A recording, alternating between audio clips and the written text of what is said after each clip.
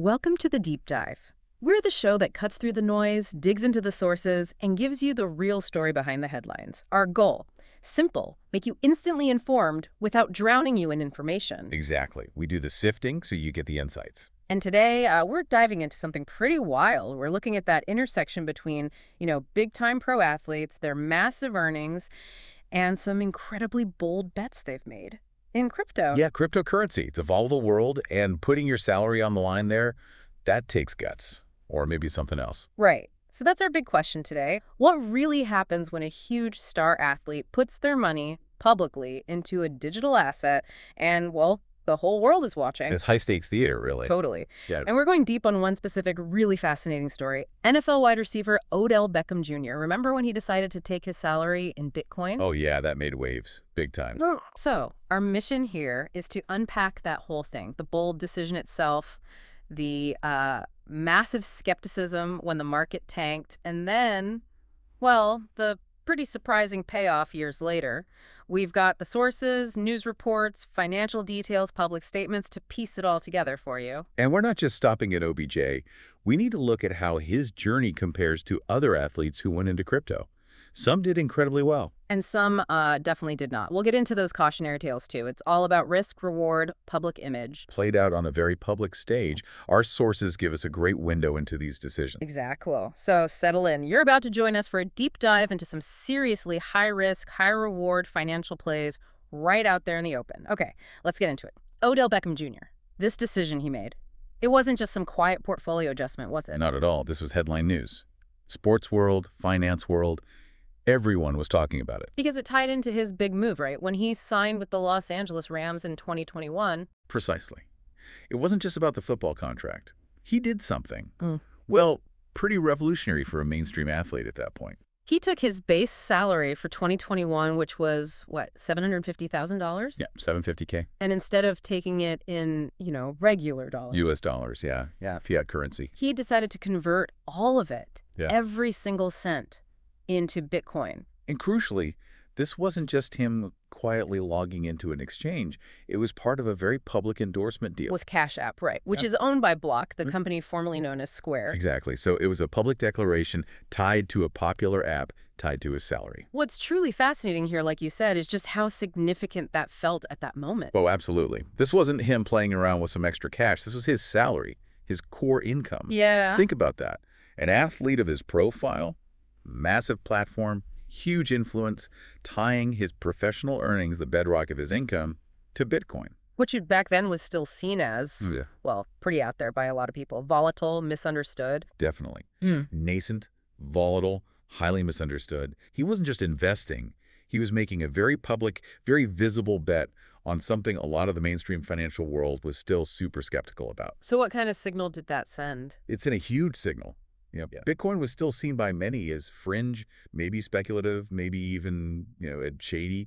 It didn't have that mainstream stamp of approval. Banks were wary. Right. So for a major celebrity like OBJ, openly embracing it and linking it to a big platform like Cash App that gave crypto a shot of legitimacy. Visibility. It put it in conversations that maybe wouldn't have been in otherwise. Exactly. Water coolers, sports radio, dinner tables. It was kind of like free PR for Bitcoin, in a way. Powerful stuff. But that public nature tying it to the endorsement deal, it massively amplified the risk. But also the potential reward, and as we'll see, the potential for saying, I told you so. It really functioned like an early, high-profile celebrity endorsement for the whole idea of crypto as a viable asset. Which brings us to the big question. Why? Why do it? Our sources don't spell out his exact personal reasons, do they? No, there's no, manifesto from OBJ explaining his thesis. We have to kind of read between the lines and consider the context. So what motivates someone, especially a high earner like him, to take their main income, the money that's supposed to be stable, Supposedly stable, yeah. and just flip it straight into something as notoriously up and down as Bitcoin? It's not a casual decision. Definitely not. You'd hope not anyway. It suggests maybe a really strong belief, maybe in Bitcoin itself, maybe in that whole decentralized finance idea. Yeah. Finance without the traditional banks and gatekeepers. Or maybe it was more about the potential upside, the huge gains you could make. Athletes have unique financial pressures, right? Short careers, that compressed earning window. That's a really critical point. Their peak earning years are so limited compared to most professions. maybe only a handful of years at the very top. So there's this pressure to make that money work harder faster. Exactly. It might incentivize a higher tolerance for risk. They're maybe looking for those outsized returns to maximize that short window. So while it looks incredibly risky to us, Maybe less so to someone used to high-stakes situations, like performing under pressure on the field. perhaps they live with public scrutiny, public failure. It's part of the job description. Maybe that translates to a different threshold for financial risk, too. They might be better equipped to handle the potential public fallout if it goes wrong. And we know he wasn't totally alone in thinking this way, right? Other NFL guys were doing similar things around that time. Yeah, that's key. Our sources point out this wasn't an isolated incident. Beckham's move followed guys like Russell Okung, and Saquon Barkley was getting into it too. It hinted at this emerging trend within pro sports. So it wasn't just OBJ being a maverick. It was part of a small but growing movement. Right, the sort of early adoption curve among these athletes. Maybe they were getting different advice. Maybe they just had that higher risk tolerance we talked about, or saw something others weren't seeing yet in crypto. But even with others doing it, let's be clear. Back in 2021, everyone knew crypto was volatile. This wasn't like buying Apple stock. Well, absolutely not. This wasn't a blue chip investment. It wasn't a safe government bond. This was, from the very start, a high-profile, high-risk gamble with his primary income. You're not just believing in the tech, you have to be prepared for your salary to potentially, evaporate or at least shrink dramatically. Which is exactly what happened next. Yeah, here's where the story takes that dramatic turn. It gets really interesting and, for a long time, really painful looking for Beckham, because not long after he converts his salary, The market does what the market does, especially the crypto market back then. it just cratered. 2022, a brutal, brutal year for crypto. Not just a dip, this was a crash. A massive crash. Yeah. Wiped out huge amounts of value across the board. And Bitcoin, the asset OBJ bet his salary on, it lost, what was the figure? Nearly 80% of its value. Close to 80%. Yeah, just imagine that. Take that $750,000 salary, lop off 80%.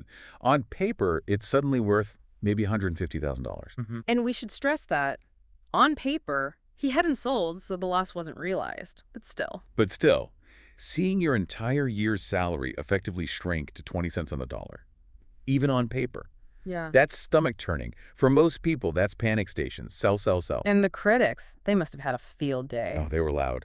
Very loud. Quick to jump in saying, see, told you so, what a mistake. And those criticisms would have just gotten louder as Bitcoin kept falling, right? Absolutely. Yeah. The narrative quickly became OBJ was foolish, reckless, he'd lost a fortune. That whole I told you so thing really snowballed. Yeah, because it was so public. Exactly. The public nature made the loss, even though it was unrealized, incredibly visible. It was a public spectacle. Celebrity makes a bad bet, loses big. That was the story. It really raises that question you touched on. How do public figures handle that? When a big financial decision goes south, very publicly, in a nasty bear market. Yeah, a bear market where prices are falling, everyone's pessimistic, selling off. The pressure must have been absolutely immense. Every sports show, financial news. Social media. Everyone's talking about your failed investment. It's not just about money anymore, is it? It becomes about your judgment, your foresight, maybe even your ego. That narrative forms, yeah. That he was arrogant, maybe, thought he could time the market or beat the odds. It's brutal. So that psychological side, you mentioned athletes maybe having thicker skin, but still, watching your salary tank like that with everyone pointing fingers, how much does that really weigh on someone like him compared to, say, you or me losing money on a stock? It's a fascinating question. Yeah. I mean, they are used to public failure in their primary job, right? A drop pass in the end zone, a missed free throw that happens in front of millions. So maybe they compartmentalize the public shaming part better. You can see? But the financial reality, seeing 80% of your salary vanish, even temporarily, that's got to hurt no matter who you are. To hold through that, to not panic sell when every fiber of your being and probably your financial advisor is screaming, get out. Takes serious conviction, or maybe just stubbornness. Or both. An incredible amount of resilience. You need that long-term perspective, that deep belief in the underlying asset to just ride it out. You're not just watching your net worth dip. You're facing public mockery, people questioning your intelligence. And that little voice inside your own head asking, did I make a terrible mistake? Yeah. Holding requires a unique kind of mental fortitude. Or maybe just an almost religious faith in Bitcoin's ultimate comeback. Well, that faith or fortitude or whatever it was, It eventually faced its ultimate test, and then, well, a stunning reversal. Yeah, market cycles are a funny thing, especially in crypto. So we fast forward, nearly 4 years pass, years of doubt, criticism, maybe private anxiety for him. And then July 14th of this year, Things changed drastically. Bitcoin didn't just recover, it exploded. It surged to new all-time highs, trading at over $120,000 per coin. An absolute incredible turnaround, shattering previous records, changing the whole narrative again. And the impact on OBJ's initial $750,000 bet, the one that looks so disastrous, It almost doubled. His initial investment, after surviving that 80% plunge, was now worth nearly twice what he started with. wow. From an 80% paper loss to nearly a 100% gain. It's an astonishing swing. It's not just profit, it's vindication. Sweet, sweet vindication. And he let people know about it, didn't he? Took straight to social media. Oh yeah. On X that same day, July 14th, he posts, "Sue Bitcoin is at an all-time high today. Safe to say we still happy with our decision." And he had hinted before that too, right? Back in June. Yep. He'd posted something like, "People doubted me when I accepted my Cash App paycheck in Bitcoin. Joke's on you." Joke's on you. Pretty direct. Very direct. And, connecting this back, these public statements are huge. It's more than just, "Yay, I made money." That's the narrative control. Exactly. It's that public "I told you so" aimed squarely back at the critics. It reinforces this story of, having foresight, having conviction, sticking to your guns when everyone else bailed. And that kind of public win from someone famous, Yeah, that has ripple effects, doesn't it, on how people see crypto? absolutely. It helps shift perception. Maybe it moves crypto slightly away from crazy gamble towards potentially smart long-term play if you can stomach the ride. When OBJ says "joke's on you," it suggests the critics were the ones who were short-sighted. It might encourage others to take a look, maybe with less fear than before. Potentially, yeah. And he's also been smart about it, leveraging the attention. He's reminded people his Cash App deal is still active, offering referral bonuses in Bitcoin. So he's still engaged, still using that early bet as part of his brand, his business. Right. It wasn't just a one-off investment. It became part of his ongoing story and commercial partnerships. A strategic play that ultimately paid off handsomely, both financially and reputationally, at least for now. Okay, so OBJ's story is pretty dramatic, but he wasn't the first or even the biggest player in this game among athletes, was he? No, definitely not. We have to talk about Russell Okung, now retired NFL lineman. Right, Okung. He got in even earlier, didn't he? Much earlier, relatively speaking, back in December 2020. This was before OBJ's move really hit the headlines. And what did Okung do? He announced he was taking half his salary from the Carolina Panthers in Bitcoin. His salary was $13 million. Half of $13 million, so like $6.5 million. Around that, yeah. Yeah. $6.5 million converted into Bitcoin back at the end of 2020. A massive chunk of change. And how's that looking for him now, given Bitcoin's ride? Extremely good. Our sources estimate that initial $6.5 million Bitcoin stash is now worth something like $22 million. Wow. Okay, so a huge profit from him, too. A very substantial profit really showcases the potential rewards for those really early, really bold movers. So comparing Okung and Beckham, Okung put in way more money and did it earlier. Yep. Larger sum, earlier entry point, December 2020 versus late 2021 for Beckham's salary conversion. What does that tell us? It speaks to maybe an even deeper conviction among those first pioneers. Like the landscape was even less certain back then. It's exactly. Less established infrastructure for doing salary conversions, fewer high-profile examples. Okung's move was arguably even bolder because it was blazing more of a trail. It highlights that difference between being a pioneer and maybe an early follower of a trend. Interesting distinction. And then there's Saquon Barkley, another big name. Right, Saquon Barkley, then the star running back for the New York Giants. He jumped in around July 2021. And his strategy was a bit different again, wasn't it? Yeah, he announced he planned to convert income into Bitcoin, but specifically income from his marketing deals and endorsements, not his base playing salary. Okay, so focusing on that extra income stream. Seems like it. Hmm. But how's he done? Sources suggest he should be up significantly too, maybe around 260% on those conversions. Still a huge gain. But why that different approach? Why endorsements and not salary? Well, it could be a form of risk management, couldn't it? Maybe that endorsement money, while still significant, felt more like bonuses income compared to the guaranteed salary. So you can afford to be more speculative with it.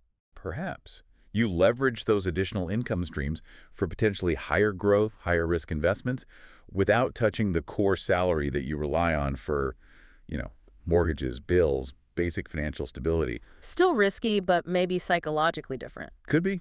It allows participation in crypto's upside without putting the primary paycheck, with all its tax implications and stability needs, directly into such a volatile market. It just shows there isn't one single athlete crypto strategy. People approach it differently based on their risk tolerance, their income streams. A more nuanced picture than just athletes gamble on Bitcoin. Definitely. It shows some strategic thinking about portfolio allocation, even within this high-risk asset class. Okay, so we have these really positive stories. OBJ's comeback, Okung's massive early win, Barkley's strategic gains. It sounds great, but we absolutely have to talk about the other side, because it's not all sunshine and Lambos in crypto, is it? Not even close. And it's crucial we provide that balance. For every success story, there are often stories of significant loss and sometimes total wipeouts. And our sources point directly to one massive example. FTX. FTX, yes. Yeah. A huge cautionary tale. The sources say a number of other current and former athletes weren't so fortunate when they lost sizable sums after crypto company FTX went bankrupt in 2022. And this is so important. The stories of OBJ, Okung, Barkley, they're about market risk, primarily. Riding the price waves of Bitcoin. FTX was different. How so? What was the risk there? FTX was one of the biggest crypto exchanges in the world, a place people used to buy, sell, hold their crypto. It seemed legitimate, had huge celebrity endorsements, Tom Brady, Steph Curry, Shaq. Right, big names involved, gave an air of safety maybe. Exactly. But its collapse wasn't because Bitcoin's price crashed at that specific moment. It was what we call platform risk or counterparty risk. Meaning the exchange itself failed. Precisely. The company holding the assets imploded. Excellent. Allegations of fraud, mismanagement, billions of dollars in customer funds just vanished, gone. So even if you made a good bet on an asset like Bitcoin, if you held it on FTX, You could lose everything anyway, because the platform itself failed. It highlighted just how little regulation and oversight there was, the potential for bad actors, and that you're not just betting on the coin, you're betting on the company holding your coins. that's a critical distinction, a whole other layer of A risk. massive layer. Yeah. And it showed that even very smart, well-advised people, wealthy athletes with teams of advisors, could get completely burned by factors totally unrelated to the crypto asset's actual performance. It's a vital counterpoint. It stops us from just cheering the winners and ignoring the very real dangers. Absolutely. It injects that dose of reality. Yeah. For every OBJ who weathered the storm and came out ahead, there were others who lost potentially life-changing money because the platform they trusted just went belly up. Due diligence isn't just about the asset, it's about where you keep it. A sobering lesson from the FTX collapse. Very sobering. So let's try and synthesize all this. We've got these incredible stories of gain from OBJ, Okung, Barkley. They show the massive potential upside, right? If you get in, believe, and can somehow stomach the wild swings. Yeah, they highlight that potential for significant reward in volatile emerging assets. But it requires immense conviction, or maybe just luck, to hold through those 80% downturns. But then, bam, you have the FTX situation. A stark reminder, it's not just about price volatility. The whole system can have risks. Counterparty failure, fraud. Exactly. It paints the full picture. High potential reward, yes, but also incredibly high, multifaceted risk. And what about the role of the athletes themselves in all this? We talked about their visibility. Yeah, their decisions get amplified, don't they? They're not just investors. They become influencers, Yeah. intentionally or not. Are they just making smart moves for themselves? Right. Or are they acting as sort of pioneers, normalizing these new financial tools for the masses? And does that come with a certain responsibility? If people follow you into a risky asset because you endorsed it or took your salary in it? That's the tricky ethical question, isn't it? OBJ's vindication feels good for him, but did his initial move encourage people who couldn't afford the risk to jump in? It's complex. These public bets definitely shape the conversation, influence adoption rates, for better or worse. They turn these abstract financial things into relatable human stories.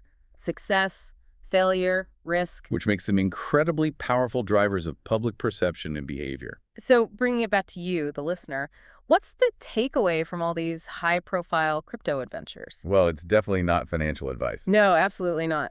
But it is a fascinating look at, well, conviction, at risk management, or sometimes the apparent lack of it, market cycles. The power of patience, maybe. Holding on through the tough times if you truly believe in the long-term value. Yeah, and it shows that even these incredibly successful athletes, with all their resources, are navigating this complicated financial world just like everyone else, just with higher stakes and more visibility. They make good calls, they make bad calls. They get lucky. They get unlucky. It reminds us that big gains always come with a shadow of big losses. And that maybe real foresight isn't just picking the winner, but having the guts to stick with your decision when everyone, absolutely everyone, is telling you you messed up. That resilience factor again. Which leads us to that final thought for you to chew on. What does it actually take psychologically to hold on to a high-risk bet when the world is screaming, sell? And maybe more broadly, how do we personally balance that lure, that glittering promise of huge returns in new markets against the very real, potentially devastating risk of loss? Especially when those losses might come from places we didn't even expect, like a platform collapsing. It's more than just a Bitcoin story, isn't it? It's about how we make decisions under pressure, how we deal with uncertainty, how we view risk and innovation. Absolutely. It's about human nature playing out in the financial arena. Well, that brings us to the end of this deep dive. We really hope you found this journey through the world of athletes and crypto insightful. Yeah, it's a fascinating space with lots of twists and turns. And hey, if you did find this useful and you want more deep dives where we unpack complex stuff like this, please do consider subscribing to the channel. It genuinely helps a lot. Things like subscribing, leaving a comment, hitting the like button. It tells the algorithms that people are engaging, which helps more people find the show. Exactly. It helps us keep digging into the sources and bringing you these kinds of conversations. We really do appreciate you tuning in and supporting the show. Thanks for joining us.